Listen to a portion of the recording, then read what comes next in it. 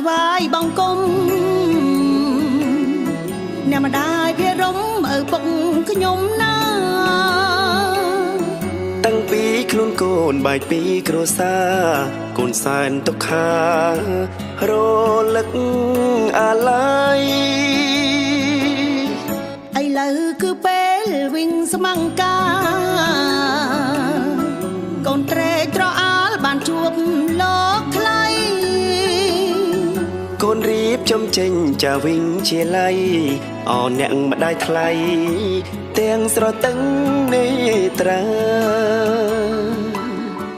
ម្ដាយអើយអ្នកម្ដាយ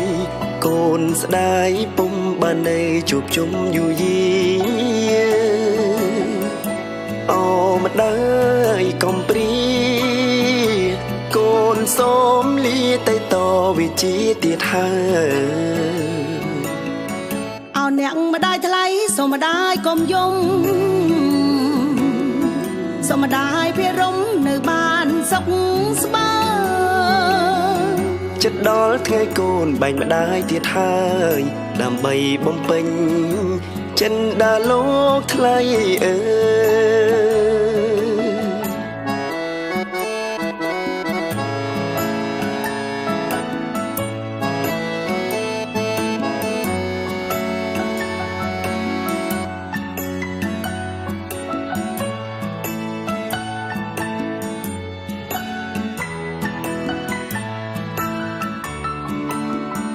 ម្ដាយអើ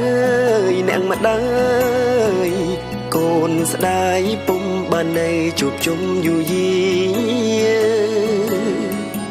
អូម្ដាយកុំព្រា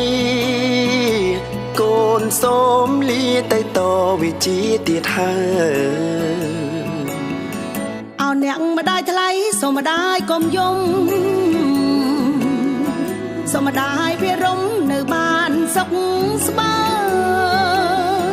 ចិត្តដល់ថ្ងៃកូនបែកម្ដាយទៀតហើយដើម្បីបំពេញចិនដាលោកថ្លៃអើ